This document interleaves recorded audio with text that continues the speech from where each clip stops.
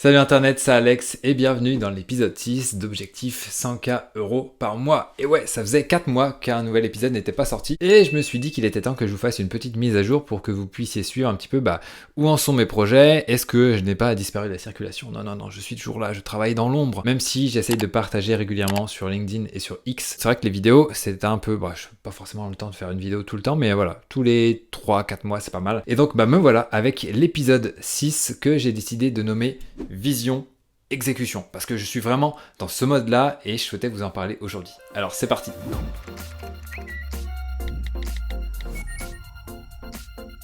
Au cours de l'épisode 5, je vous ai dit que j'avais changé de véhicule, que je voulais vraiment me focaliser uniquement sur VP Mamit Start, le site qui permet d'avoir des modèles de site WordPress pour créer son site, mais j'ai pas mal réfléchi.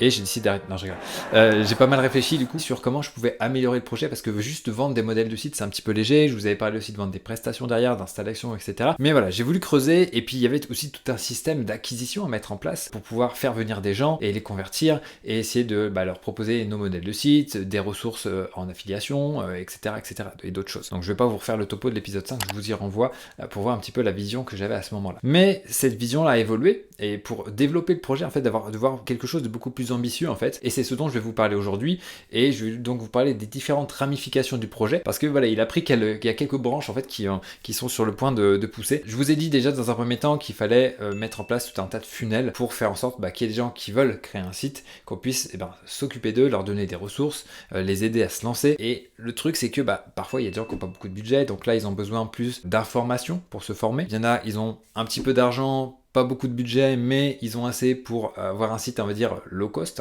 qui coûte pas très cher. Et il y en a d'autres aussi que je trouvais dommage justement de pas les servir. C'est des gens qui ont un peu plus de budget, qui savent un petit peu ce qu'ils veulent et qui cherchent tout simplement un prestataire. Et ça, du coup, je pouvais pas mettre ça en place. Donc en fait, VP Mamit Start maintenant, c'est pas juste un site sur lequel on vend des modèles de site, c'est un site sur lequel on peut apprendre à créer son site, c'est un site sur lequel on peut déléguer la création de site, que ce soit à nous pour des petits projets, donc nous on construira avec notre modèle et puis avec des prestataires partenaires pour mettre en place ces petits sites là, et les personnes qui ont un plus gros budget, on va les rediriger vers des prestataires partenaires qui seront sélectionnés. Nous on s'assure de notre côté que ça puisse bien faire le boulot et qu'ils puissent convenir pour le niveau d'exigence auquel les clients s'attendent. Donc l'idée c'est de faire en quelque sorte une place de marché où les gens vont pouvoir déposer leur projet et après trouver un prestataire. Donc ça, c'est on va dire, la branche dont je vous parlais tout à l'heure qui est en cours de construction. Mais pour ça, voilà, il faut arriver à canaliser les projets, les qualifier, les dispatcher, se dire ok, ça c'est des gens qui n'ont pas le budget, ils vont pouvoir le faire tout seuls,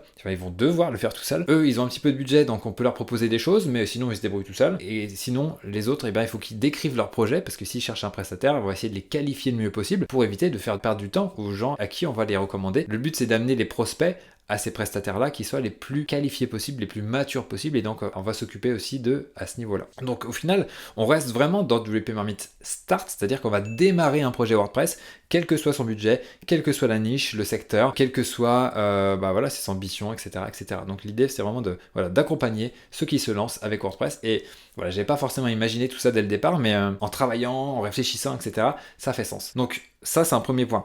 Maintenant, comment faire ? Comment mettre en place tout ça? Et là, je me suis un peu creusé la tête, mais en échangeant avec l'IA, notamment Grok sur X, ça m'a donné vraiment un plan d'action que je trouvais très intelligent. Et donc j'ai commencé à le mettre en place tout simplement. Il y a des choses aussi que j'aurais pas forcément pu mettre en place, on va dire, avec mes compétences actuelles, mais voilà, grâce à l'IA, encore une fois, ça m'a permis de pousser le truc et d'aller un petit peu plus loin. Alors, qu'est-ce que c'est exactement? On a mis en place ce qu'on appelle un typebot, donc c'est un outil conversationnel, comme si vous avez sur ChatGPT, vous lui parlez, ça vous répond, etc., etc. Sauf que là, on peut vraiment paramétrer un petit peu ce qui se passe, donc vous dire bonjour, c'est Alex, etc., je vais vous aider pour votre projet de site, et donc c'est ce que vous pourrez retrouver sur la page d'accueil de WP Mamit Start. Au fur et à mesure des échanges, mon moi virtuel va poser des questions aux utilisateurs pour les aider un petit peu à qualifier. En cherchant à savoir plus sur votre projet, qu'est-ce que vous voulez faire, un site vitrine, une boutique, blablabla. Dans le cas de je veux créer un site seul, et bien là, on va l'emmener sur un guide. Auparavant, ce qu'on faisait, c'est qu'on renvoyait vers un guide PDF. Et bon, après ça, les gens, ils étaient lâchés dans la nature, ils avaient 30-40 pages à lire.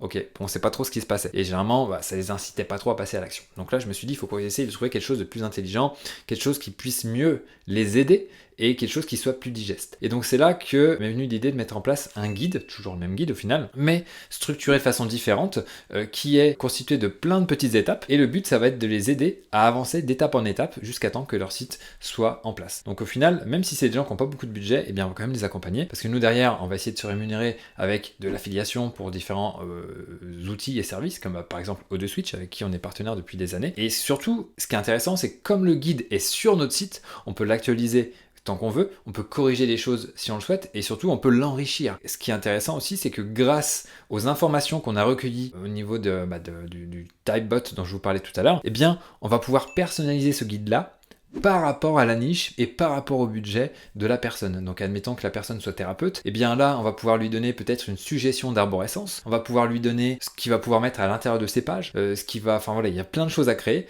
et plein de choses à creuser comme ça pour servir le mieux possible les gens qui vont nous faire confiance et qu'on va pouvoir accompagner. Et donc ça c'est top. Donc là, voilà pourquoi j'ai été occupé tout ce temps-là, parce qu'on est en train de mettre en place tout ça. Donc c'est ce qu'on appelle de notre côté l'espace guide, où on va pouvoir en fait accompagner les gens et les suivre. Et surtout on va pouvoir les relancer. On a mis en place un agent IA qui met en place des relances automatiques chaque début de semaine pour voir, ok, parce qu'on arrive à traquer où en est la personne dans le guide, et donc en fonction de ça, on va pouvoir la relancer et lui donner des conseils personnalisés pour l'étape à laquelle elle se trouve. Donc voilà, c'est vraiment top, il y a encore plein de choses à optimiser bien sûr, mais les bases sont là et ça prend forme petit à petit. On a aussi mis en place une stratégie d'acquisition avec un tunnel qui est en fait, on va dire, une landing page dynamique, c'est-à-dire qu'en fait, on va pouvoir mettre au sein de nos différentes publicités sur Meta un paramètre dans l'URL en fonction du type de campagne qu'on va faire. Donc si on fait une campagne qui cible, je sais pas, les thérapeutes, eh bien on mettra thérapeute dans le mot-clé, dans l'URL. Et donc ça nous permettra de dynamiser la page,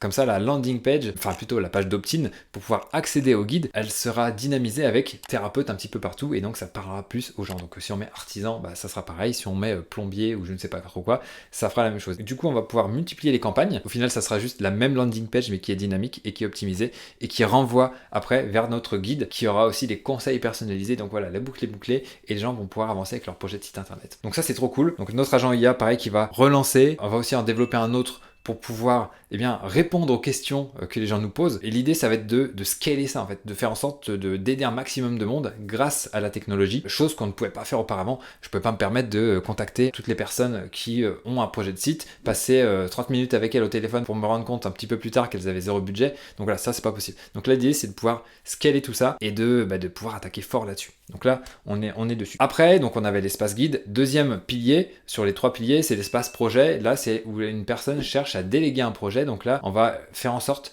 de l'aider à établir son cahier des charges pour pouvoir la qualifier le mieux possible, se rendre compte que elle est sérieuse, etc., etc. Essayer de la challenger un petit peu, donc je suis sûr qu'avec de l'IA, on va pouvoir faire des choses intéressantes, et aussi mettre de la bonne pratique WordPress, donc en travaillant aussi avec les prestataires pour qu'ils nous aident un petit peu à optimiser tout ça. Donc ça, c'est le deuxième pilier qui est le moins développé à l'heure actuelle. Et le troisième pilier, c'est l'espace prestataire, où on accueille les prestataires, où on essaye de mieux comprendre un petit peu ce qu'ils font, on essaye de voir leur réalisation, on essaye de voir quel est leur type de projet préféré. Est-ce qu'ils préfèrent faire du site vitrine? Est-ce qu'ils préfèrent faire de la boutique? Est-ce qu'ils sont plus à fond dans le développement? Voilà, on essaye de creuser un petit peu tout ça, et après on les qualifie, et après on les valide ou non. Et donc il y a tout un système qui est en place en arrière-plan, et donc ça c'est fonctionnel, donc ça c'est top. Donc voilà, après on a aussi fait des modifs sur le site, je vous ai parlé tout à l'heure de la landing dynamique, on a remis en place, on a restructuré le site, parce que on cherchait plus forcément à vendre des modèles d'entrée de jeu, mais plutôt à obtenir des prospects en création de site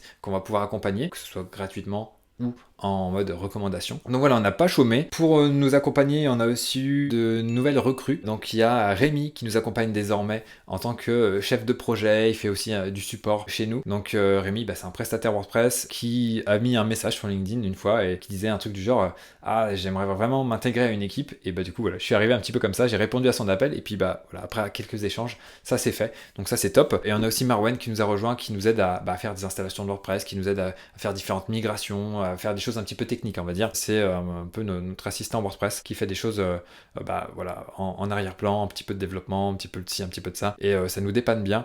C'est les prémices, on va dire, de la structuration de l'équipe pour aller beaucoup plus loin, mais voilà, il faut bien commencer quelque part, et donc voilà, les choses se font petit à petit. Petit aparté, on a aussi lancé un pack d'automatisation au cours, c'était quand ça ? C'est au cours du premier trimestre pour proposer plus d'une 50aine d'automatisations sur make.com qui sont liées à WordPress. Donc on peut créer des comptes automatiquement suite à une inscription newsletter, faire ce genre de choses-là, générer des codes promo automatiquement. Voilà, il y a une 50aine de choses qui sont très très pratiques. Et donc voilà, je sais même plus trop pourquoi je me suis lancé dedans, mais je me suis un peu chauffé et ça m'a un petit peu, ralenti dans ce que j'avais à mettre en place. Mais voilà, c'est lancé, on a un produit en plus à promouvoir. Et donc au final, c'est fait maintenant. Si ça serait à refaire, j'aurais peut-être dû foncer un petit peu plus vite sur ce que je vous ai dit précédemment. Mais en tout cas, l'automatisation, c'est vraiment génial. Et donc on en a mis en place pas mal pour structurer un petit peu tout ce dont je vous ai parlé, que ce soit la qualification des utilisateurs, des projets, des prestataires. Il y a plein de choses en arrière-plan qui tournent. On a mis ça en place avec Airtable. Enfin bref, il y a plein de choses entre du make, du Airtable, un peu de développement personnalisé et des parts de l'IA.